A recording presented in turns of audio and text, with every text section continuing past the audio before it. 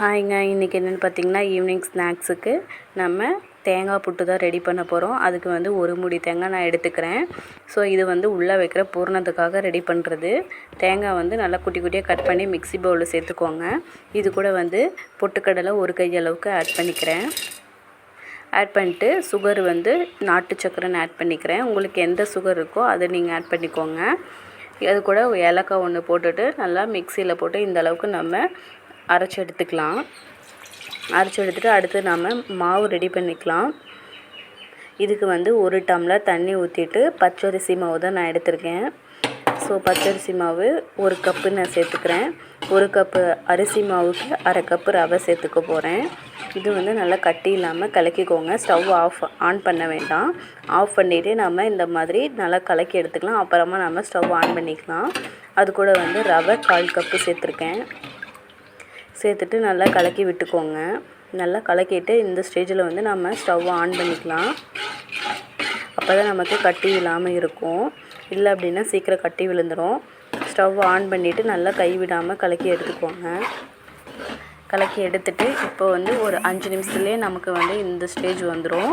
இன்னும் கொஞ்சம் நல்லா லோ ஃப்ளேமில் வச்சு நல்லா கலக்கி கொடுத்துக்கிட்டே இருந்தீங்க அப்படின்னா நமக்கு சப்பாத்தி மாவு பதத்துக்கு வந்துடும்.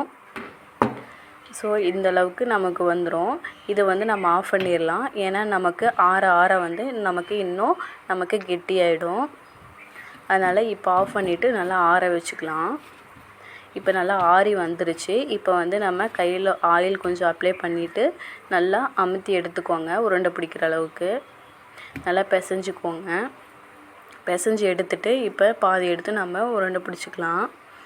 இதை வந்து நம்ம சப்பாத்தி கல்லில் வச்சு உருட்டி எடுத்துக்க போகிறோம். உருண்டை பிடிச்சிட்டு இப்போ நம்ம சப்பாத்தி கல்லில் வச்சுட்டு நம்ம தேய்ச்சிக்கலாம். சப்பாத்தி கல்லில் வந்து 2 பக்கமும் நல்லா ஆயில் அப்ளை பண்ணிவிட்டு அப்புறமா தேய்ங்க. அப்போ தான் நமக்கு உருட்டும் போது ஒட்டாமல் வரும். இப்போ வந்து மேலே உள்ளே வைக்கிற பூரணம் மேலே ஒரு ஸ்பூன் வச்சுக்கோங்க. எல்லா பக்கமும் ஈவனாக இருக்கிற மாதிரி வச்சுக்கோங்க. ஸோ எல்லா பக்கமும் ஈவனாக வச்சுட்டு இப்போ நம்ம உருட்டிக்கலாம். ஸோ இந்த மாதிரி வச்சுட்டு இப்போ ரோல் பண்ணிக்கோங்க.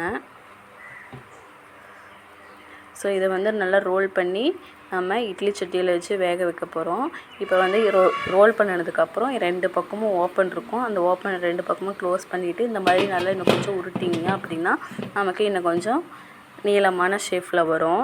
இப்போ உருட்டி எடுத்ததுக்கப்புறம் இட்லி பாத்திரத்தில் வச்சு நம்ம மூடிடலாம்.